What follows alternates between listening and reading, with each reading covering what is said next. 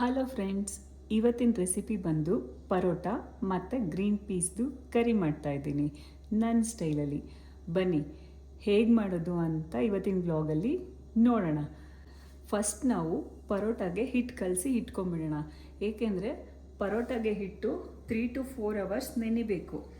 ಆವಾಗ ಪರೋಟ ತುಂಬಾ ಚೆನ್ನಾಗಾಗುತ್ತೆ. ಅದು ನೆನಿಲಿಲ್ಲ ಅಂತ ಅಂದರೆ ಪರೋಟ ತುಂಬ ಹಾರ್ಡ್ ಆಗಿಬಿಡುತ್ತೆ. ನಾನು ಮೈದಾ ಮತ್ತು ಚಿರೋಟಿ ರವೆ ತೊಗೊಂಡಿದ್ದೀನಿ ಪರೋಟ ಮಾಡಲಿಕ್ಕೆ. ಅದನ್ನು ಯಾವ್ಯಾವ ಮೆಷರ್ಮೆಂಟಲ್ಲಿ ತೊಗೊಂಡಿದ್ದೀನಿ ಅಂತ ಹೇಳ್ತೀನಿ. ಈ ಗ್ಲಾಸಲ್ಲಿ 3 ಗ್ಲಾಸ್ ಚಿರೋಟಿ ರವೆ ತೊಗೊಂಡಿದ್ದೀನಿ ಮತ್ತು 2 ಗ್ಲಾಸ್ ಮೈದಾ ತೊಗೊಂಡಿದ್ದೀನಿ. ನೀವು ಕಡಿಮೆ ಮಾಡೋದಾದರೆ ಚಿಕ್ಕ ಗ್ಲಾಸ್ ತೊಗೊಳ್ಳಿ, ಬಟ್ ಮೆಷರ್ಮೆಂಟ್ ಸೇಮ್ ಇರಲಿ. 2 ಸ್ಪೂನ್ ಸಕ್ಕರೆ ಹಾಕ್ಕೋತಾ ಇದ್ದೀನಿ. ಕಡಿಮೆ ಮಾಡೋದಾದರೆ 1 ಸ್ಪೂನ್ ಹಾಕ್ಕೊಳ್ಳಿ. ಸಣ್ಣ ಉಪ್ಪು ಹಾಕೋತಾ ಇದ್ದೀನಿ. ಈ ನಾರ್ಮಲಾಗಿ ಚಪಾತಿ ರೊಟ್ಟಿಗೆ ಎಲ್ಲ ಎಷ್ಟು ಹಾಕೋತೀರೋ ಅಷ್ಟು ಹಾಕ್ಕೊಳ್ಳಿ. ಕುಕ್ಕಿಂಗ್ ಆಯಿಲ್ ಹಾಕೋತೀನಿ, ಇಷ್ಟು ಸಾಕು. ಇವಾಗ ಇದನ್ನೆಲ್ಲ ಚೆನ್ನಾಗಿ ಚಿರೋಟಿ ರವೆ ಮತ್ತು ಮೈದಾ ಎಲ್ಲ ಚೆನ್ನಾಗಿ ಮಿಕ್ಸ್ ಆಗೋ ಥರ ಕೈಯಲ್ಲೇ ಕಲಿಸ್ಕೊಳ್ಳೋಣ. ಇದು ತುಂಬ ಚೆನ್ನಾಗಿ ನಾದಬೇಕು. ನೀವೆಷ್ಟು ಚೆಂದ ನಾದ್ತಿರೋ ಅಷ್ಟು ಸಾಫ್ಟಾಗಿ ಬರುತ್ತೆ ಪರೋಟ. ಅದಕ್ಕೆ ಫಸ್ಟೀಗ ಎಲ್ಲದನ್ನು ಚೆನ್ನಾಗಿ ಮಿಕ್ಸ್ ಮಾಡ್ಕೊಂಬಿಡೋಣ. ಚಿರೋಟಿ ರವೆ ಮತ್ತು ಮೈದಾ ಎಲ್ಲ ಚೆನ್ನಾಗಿ ಮಿಕ್ಸ್ ಆಗಿದೆ. ಇವಾಗ ಇದಕ್ಕೆ ಸ್ವಲ್ಪನೇ ನೀರು ಹಾಕ್ಕೊಳ್ಳಿ. ನೀರು ಹಾಕ್ಕೊಂಡು ಜಸ್ಟ್ ಚಪಾತಿ ಹಿಟ್ಟಿನ ಅದಕ್ಕೆ ಕಲಿಸ್ಕೊಳ್ಳಿ. ಪರೋಟ ಮಾಡುವಾಗ ಯಾವಾಗಲೂ ನೀವು ಬೆಳಗ್ಗೆ ಎದ್ದ ಕೂಡಲೇ ಹಿಟ್ಟನ್ನ ಕಲಸಿ ಎತ್ತಿಟ್ಬಿಡಿ. ಗ್ರೇವಿ ಮಾಡಿಕೊಂಡು ನೀವು ಟಿಫನ್ ಮಾಡೋ ಅಷ್ಟರಲ್ಲಿ ಅದು ಚೆನ್ನಾಗಿ ನೆನ್ಕೊಳ್ಳಿ. ಈಗ ಅದಕ್ಕೆ ಕಲಿಸ್ಕೊಂಡಿದ್ದೀನಿ. ಇನ್ನೂ ಮುಗ್ದಿಲ್ಲ. ಇದು ಚೆನ್ನಾಗಿ ಇದನ್ನು ಕುಟ್ಕೋಬೇಕು. ಸ್ಲ್ಯಾಬೆಲ್ಲ ನೀಟಾಗಿ ಕ್ಲೀನ್ ಮಾಡಿಕೊಂಡು ಒಂದು ಸ್ವಲ್ಪ ಎಣ್ಣೆ ಹಾಕ್ಕೊಂಡು ನಾನಿಲ್ಲಿ ಯಾವ ಥರ ತೋರಿಸ್ತಿದ್ದೀನೋ ಆ ಥರ ಪರೋಟ ಹಿಟ್ಟನ್ನು ಚೆನ್ನಾಗಿ ಕುಟ್ಕೊಳ್ಳಿ. ಯಾರಿಗೆಲ್ಲ ಬಟ್ಟೆ ತೊಳೆಯೋಕ್ಕೆ ಬರುತ್ತೆ ಅವ್ರಿಗೆ ಈಸಿ ಆಗುತ್ತೆ. ಬಟ್ಟೆ ಯಾವ ಥರ ಬಡಿತೀರಾ ಅದೇ ಥರ ಬಡಿಬೇಕು ಅಷ್ಟೇ. ಮೇಲೆ ಸ್ವಲ್ಪ ಎಣ್ಣೆ ಹಚ್ಕೊಳ್ಳೋಣ.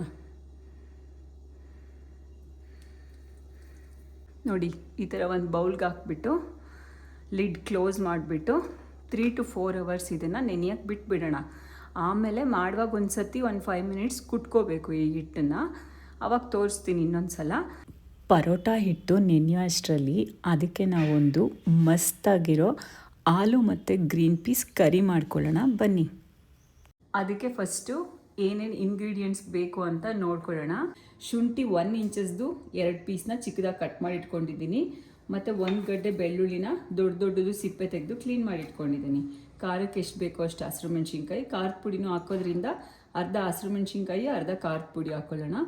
ಮತ್ತು ಒಂದು 1/4 ಸ್ಪೂನಷ್ಟು ಗಸಗಸೆ, ಒಂದು 7 ರಿಂದ 8 ಗೋಡಂಬಿ, 1 ಬೌಲಷ್ಟು ತೆಂಗಿನಕಾಯಿ, ಸಾಸಿವೆ, 1 ಇಂಚಸ್ದು 3 ಚಕ್ಕೆ ತೊಗೊಂಡಿದ್ದೀನಿ, ಒಂದು 5 ಲವಂಗ ತೊಗೊಂಡಿದ್ದೀನಿ, ಅರ್ಧ ಕಟ್ಟು ಮೆಂತ್ಯ ಸೊಪ್ಪನ್ನ ಕ್ಲೀನ್ ಮಾಡಿ ಎತ್ತಿಟ್ಕೊಂಡಿದ್ದೀನಿ ಒಗ್ಗರಣೆಗೆ.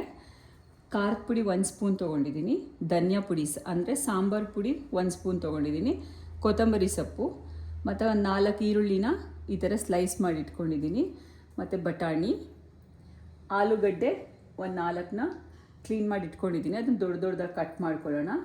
ಒಂದು ದೊಡ್ಡದು ಮತ್ತು ಒಂದು ಚಿಕ್ಕದು ಟೊಮೆಟೊ ತೊಗೊಂಡಿದ್ದೀನಿ. ಇವಾಗ ಫಸ್ಟು ಮಸಾಲಾನ ರುಬ್ಕೊಂಬರೋಣ. ಬನ್ನಿ. ಗಸಗಸೆ, ಗೋಡಂಬಿ, ಶುಂಠಿ ಬೆಳ್ಳುಳ್ಳಿ, ಹಸಿರು ಮೆಣಸಿನ್ಕಾಯಿ, ಚಕ್ಕೆ, ಲವಂಗ ಹಾಕ್ಕೋತಿದ್ದೀನಿ. ಇಷ್ಟು ತೆಂಗಿನಕಾಯಿ ಹಾಕ್ಕೊಳ್ಳೋಣ. ಕೊತ್ತಂಬರಿ ಸೊಪ್ಪು ಹಾಕ್ಕೋತಿದ್ದೀನಿ. ಇವಾಗ ಇದಕ್ಕೆ ರುಬ್ಲಿಕ್ಕೆ ಎಷ್ಟು ಬೇಕೋ ಅಷ್ಟು ನೀರು ಹಾಕ್ಕೊಂಡು ನುಣ್ಣಗೆ ರುಬ್ಕೊಂಬರೋಣ. ಒಗ್ಗರಣೆ ಮಾಡ್ಕೊಳ್ಳೋಣ. ಬನ್ನಿ. ಒಗ್ಗರಣೆಗೆ ಎಷ್ಟು ಬೇಕೋ ಅಷ್ಟು ಎಣ್ಣೆ ಹಾಕ್ಕೊಳ್ಳೋಣ. ಎಣ್ಣೆ ಕಾದಿದೆ. ಇವಾಗ ಸಾಸಿವೆ ಹಾಕ್ಕೊಳ್ಳೋಣ. ಸಾಸಿವೆ ಸಿಡಿಯೋಕ್ಕೆ ಸ್ಟಾರ್ಟ್ ಆದಮೇಲೆ ಹೆಚ್ಚಿಟ್ಕೊಂಡಿರೋ ಮೆಂತ್ಯ ಸೊಪ್ಪು ಮತ್ತು ಕರಿಬೇವು ಹಾಕ್ಕೊಳ್ಳೋಣ. ಈ ಮೆಂತ್ಯ ಸೊಪ್ಪೆಲ್ಲ ಹಸಿ ವಾಸನೆ ಹೋಗೋವರೆಗೂ ಚೆನ್ನಾಗಿ ಎಣ್ಣೆನಲ್ಲೇ ಫ್ರೈ ಮಾಡ್ಕೊಳ್ಳೋಣ. ಕೊನೆಯಲ್ಲೇ ಅದು ಒಂಥರ ತುಪ್ಪದ ಥರ ಗಮ್ ಅಂತ ಸ್ಮೆಲ್ ಬರುತ್ತೆ. ಆವಾಗ ಅದಕ್ಕೆ ಈರುಳ್ಳಿ ಹಾಕ್ಕೋಬೇಕು. ಅಲ್ಲಿವರೆಗೂ ಎಣ್ಣೆನಲ್ಲೇ ಫ್ರೈ ಮಾಡ್ಕೊಳ್ಳೋಣ. ಒಂಥರ ಗಮ್ ಅಂತ ಸ್ಮೆಲ್ ಬರ್ತಾ ಇದೆ. ಇಷ್ಟು ಫ್ರೈ ಆದಮೇಲೆ ಇದಕ್ಕೆ ಈರುಳ್ಳಿ ಹಾಕ್ಕೊಳ್ಳೋಣ.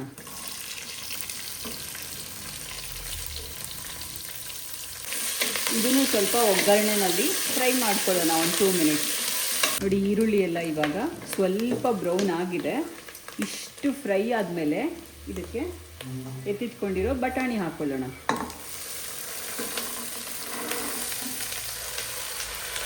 ಬಟಾಣಿನ ಒಂದು 2 to 3 ಮಿನಿಟ್ಸ್ ಒಗ್ಗರಣೆನಲ್ಲಿ ಫ್ರೈ ಮಾಡ್ಕೊಳ್ಳೋಣ. ಒಂದು 2 ಮಿನಿಟ್ಸ್ ಆದಮೇಲೆ ಇದಕ್ಕೆ ಹೆಚ್ಚಿಟ್ಕೊಂಡಿರೋ ಆಲೂಗೆಡ್ಡೆ ಹಾಕೋತಿದ್ದೀನಿ. ಇದು ಕೂಡ ಒಗ್ಗರಣೆನಲ್ಲಿ ಚೆನ್ನಾಗಿ ಮಿಕ್ಸ್ ಆಗೋವರೆಗೂ ಹೀಗೆ ಕೈ ಆಡಿಸ್ಕೊಳ್ಳೋಣ. ಟೇಸ್ಟಿಗೆ ಎಷ್ಟು ಬೇಕೋ ಅಷ್ಟು ಸಾಲ್ಟ್ ಹಾಕ್ಕೊಳ್ಳೋಣ. ಸಾಲ್ಟ್ ಹಾಕ್ಕೊಂಡು ಚೆನ್ನಾಗಿ ಮಿಕ್ಸ್ ಮಾಡ್ಕೊಳ್ಳೋಣ. ಇವಾಗ ಇದಕ್ಕೆ ಹೆಚ್ಚಿಟ್ಕೊಂಡಿರೋ ಟೊಮೆಟೊನೆಲ್ಲ ಹಾಕ್ಕೊಂಬಿಡೋಣ. ಟೊಮೆಟೊ ಸ್ವಲ್ಪ ಸಾಫ್ಟ್ ಆಗೋವರೆಗೂ ಒಗ್ಗರಣೆನಲ್ಲಿ ಫ್ರೈ ಮಾಡ್ಕೊಳ್ಳೋಣ. ನೋಡಿ ಟೊಮೆಟೊ ಸ್ವಲ್ಪ ಸಾಫ್ಟ್ ಆಗಿದೆ. ಟೊಮೆಟೊ ಇಷ್ಟು ಸಾಫ್ಟ್ ಆದಮೇಲೆ ಇದಕ್ಕೆ ಎತ್ತಿಟ್ಕೊಂಡಿರೋ ಖಾರದ ಪುಡಿ ಹಾಕ್ಕೋತಿದ್ದೀನಿ. ಸಾಂಬಾರು ಪೌಡರ್ ಹಾಕೋತಾ ಇದ್ದೀನಿ. ಖಾರದ ಪುಡಿ ಮತ್ತು ಸಾಂಬಾರು ಪುಡಿ ಹಾಕ್ಕೊಂಡು ಈ ಥರ ಅದೆಲ್ಲ ಚೆನ್ನಾಗಿ ವೆಜಿಟೇಬಲ್ಸ್ ಜೊತೆ ಮಿಕ್ಸಪ್ ಆಗೋವರೆಗೂ ಫ್ರೈ ಮಾಡ್ಕೊಳ್ಳೋಣ.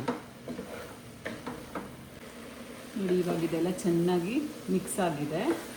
ಇವಾಗ ಇದಕ್ಕೆ ಬೇಯಕ್ಕೆ ಎಷ್ಟು ಬೇಕೋ ಅಷ್ಟು ಬಿಸಿ ನೀರು ಹಾಕ್ಕೊಳ್ಳೋಣ. ಬೇಕಂದರೆ ನೀವು ಕುಕ್ಕರ್ ಲಿಡ್ನ ಕ್ಲೋಸ್ ಮಾಡಿಬಿಟ್ಟು 1 ವಿಷಲ್ ಕೂಗಿಸ್ಕೋಬೋದು. ಬಟ್ ಕೂಗಿಸ್ಕೊಂಡ್ರನ್ನೋದಕ್ಕಿಂತ ಓಪನಲ್ಲೇ ಬೇಯಿಸಿದ್ರೆ ಟೇಸ್ಟ್ ಚೆನ್ನಾಗಿರುತ್ತೆ. ಇವಾಗ ಅದನ್ನು ಲಿಡ್ ಕ್ಲೋಸ್ ಮಾಡಿಬಿಟ್ಟು ಬಟಾಣಿ ಆಲೂಗೆಡ್ಡೆ ಎಲ್ಲ ಬೇಯೋವರೆಗೂ ಬಿಟ್ಬಿಡೋಣ. ಬಟಾಣಿ ಬೆಂದಿದೆಯಾ ಅಂತ ನೋಡೋಣ ಬನ್ನಿ.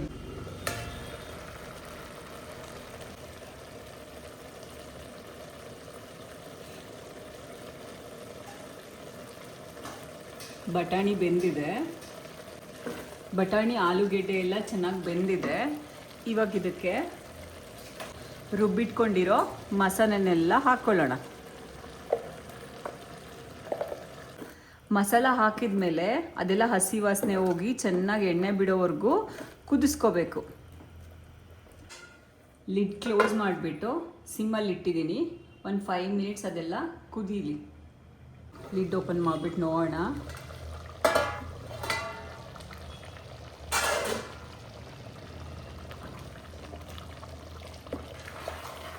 ವಾವ್, ಎಷ್ಟು ಚೆನ್ನಾಗಾಗಿದೆ ಅಲ್ಲ ಗ್ರೇವಿ. ಇವಾಗ ಇದಕ್ಕೆ ಪರೋಟ ಮಾಡ್ಕೊಳ್ಳೋಣ ಬನ್ನಿ. ಪರೋಟ ಹೇಗೆ ಮಾಡೋದು ಅಂತ ತೋರಿಸ್ತೀನಿ. ನೋಡಿ ಎಷ್ಟು ಚೆನ್ನಾಗಾಗಿದೆ. ತಿಕ್ನೆಸ್ ಎಷ್ಟು ಬೇಕೋ ಅಷ್ಟು ಮಾಡ್ಕೋಬೋದು. ಸ್ವಲ್ಪ ತಿಕ್ಕಾಯಿತು ಅಂದರೆ ಒಂದು ಸ್ವಲ್ಪ ನೀರು ಹಾಕ್ಕೊಂಡು ಕುದಿಸ್ಕೊಳ್ಳಿ. ಟೇಸ್ಟ್ ನೋಡ್ಕೊಂಡ್ಬಿಡ್ತೀನಿ. ಲಾಸ್ಟಲ್ಲಿ ಉಪ್ಪೇನಾದರೂ ಬೇಕಂತ ಅಂದರೆ ಸ್ವಲ್ಪ ಹಾಕ್ಕೊಳ್ಳಿ. ಉಪ್ಪು ಖಾರ ಎಲ್ಲದೂ ಪರ್ಫೆಕ್ಟಾಗಿದೆ. ತುಂಬಾ ಚೆನ್ನಾಗಾಗಿದೆ ಗ್ರೇವಿ. ಬನ್ನಿ ಪರೋಟ ಮಾಡೋಣ. ಪರೋಟ ಒಸ್ಕೊಳ್ಳೋ ಅಷ್ಟರಲ್ಲಿ ತವೆ ಕಾಯಕ್ಕೆ ಇಟ್ಬಿಡೋಣ. ತವೆ ಕಾಯಕ್ಕೆ ಸ್ವಲ್ಪ ಟೈಮ್ ಹಿಡಿಯುತ್ತೆ ಇದು.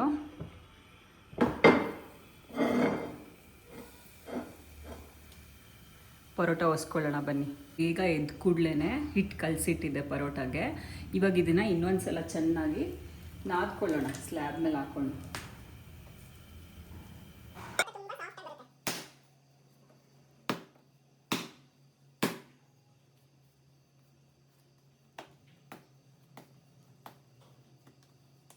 ನೋಡಿ ಒಂದು 5 ಮಿನಿಟ್ಸ್ ಕುಟ್ಕೊಂಡ್ರೆ ಯಾವ ಥರ ಬೆಣ್ಣೆ ಥರ ಆಗಿದೆ ಅಂತ ನೀವು ನೋಡ್ಬೋದು. ಬನ್ನಿ ಯಾವ ಥರ ಒಸಿಯೋದು ಅಂತ ತೋರಿಸ್ತೀನಿ. ಈ ಥರ ಉಂಡೆಗಳು ಮಾಡಿಟ್ಕೊತೀನಿ.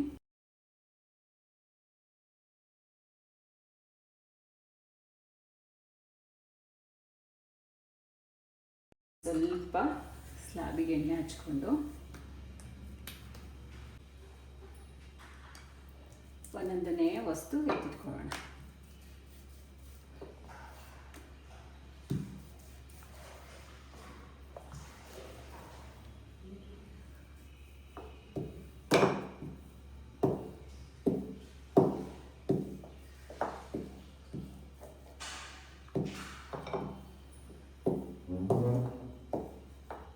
ಈ ಥರ ಒಸ್ಕೊಂಡು ಸ್ವಲ್ಪ ಎಣ್ಣೆ ಹಚ್ಕೋಬೇಕು.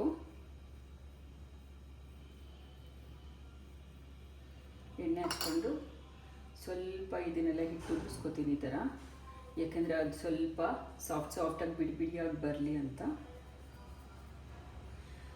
ಆಮೇಲೆ ಇದನ್ನು ಈ ಥರ ರೋಲ್ ಮಾಡ್ಕೋಬೇಕು.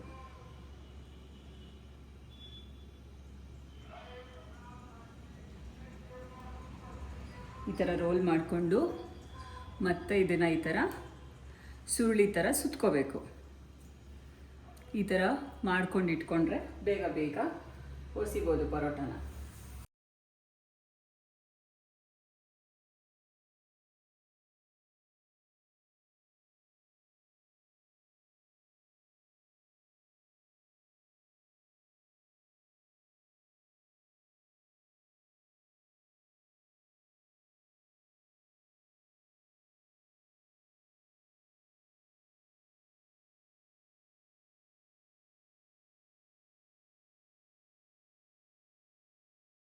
ನೋಡಿ ಈ ಥರ ಎಲ್ಲ ರೋಲ್ ಮಾಡ್ಕೊಂಡಿರೋದನ್ನು ಮತ್ತೆ ಚಪಾತಿ ಥರ ಒಸ್ಕೋಬೇಕು.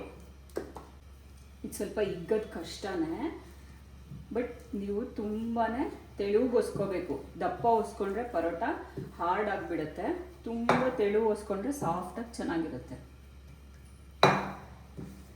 ತುಂಬ ಗಟ್ಟಿ ಕಲಿಸ್ಕೋಬೇಡಿ ಹಿಟ್ಟನ್ನ, ಒಸಿಯೋಕ್ಕೂ ಕಷ್ಟ ಆಗುತ್ತೆ, ತೆಳುಗೆ ಒಸಿಯೋಕ್ಕಾಗಲ್ಲ ಆವಾಗ.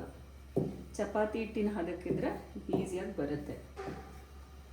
ನೋಡಿ ಇಷ್ಟು ತೆಳ್ಳಗೆ ಒಸ್ಕೋಬೇಕು.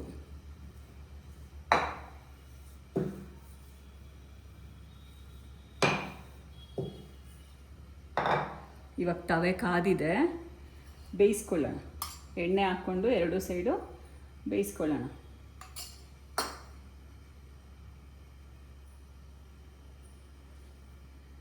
ನೋಡಿ ಈ ಥರ ಒಸ್ಕೊಂಡಿದ್ದೀನಿ. ಮೇಲೆ ಸ್ವಲ್ಪ ಎಣ್ಣೆ ಹಾಕ್ಕೊಳ್ಳೋಣ. ಎಣ್ಣೆ ಬೇಡ ಅನ್ನೋರು ಡ್ರೈ ರೋಸ್ಟ್ ಮಾಡ್ಕೊಳ್ಳಿ, ಪರವಾಗಿಲ್ಲ, ಬಟ್ ಎಣ್ಣೆ ಹಾಕ್ಕೊಂಡ್ರೆ ಟೇಸ್ಟ್ ಇರುತ್ತೆ.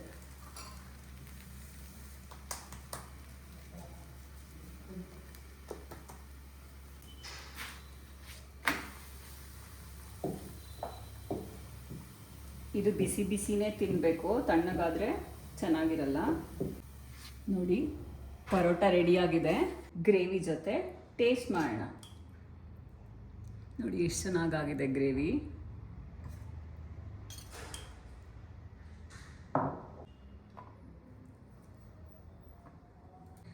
ನಾನು ಸ್ವಲ್ಪ ಬೆಣ್ಣೆ ಹಾಕೋತೀನಿ, ಚೆನ್ನಾಗಿರುತ್ತೆ. ಸ್ವಲ್ಪ ನಿಂಬೆಹಣ್ಣು ಹಾಕ್ಕೊಳ್ಳಿ. ನೋಡಿ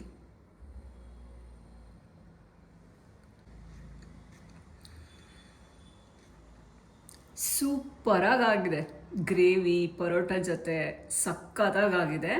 ನೀವು ಒಂದ್ಸಲ ಟ್ರೈ ಮಾಡಿ. ಲತು ಇನ್ನೊಂದು ಪರೋಟ ಕೊಡ್ಲಾ? ತಡಿ, ಡೈಲಿ ನಾನೇ ರಿವ್ಯೂ ಹೇಳ್ತಾ ಇದ್ದೆ, ಇವತ್ತು ನಮ್ಮ ಲತು ಕೇಳೋಣ. ಹೆಂಗಿದೆ ಲತು ಟೇಸ್ಟು? ಸೂಪರಾಗಿದೆ. ಎಷ್ಟು ಸ್ಮೂತ್ ಇದೆ ಅಂದರೆ ಹಲ್ಲಿಲ್ದವರು ತಿನ್ಬೋದು. ಹೆಂಗೀಗ ಹೋಟೆಲ್ಗಿನ್ನ ಚೆನ್ನಾಗಿದ್ಯಾ? ತುಂಬ ಚೆನ್ನಾಗಿ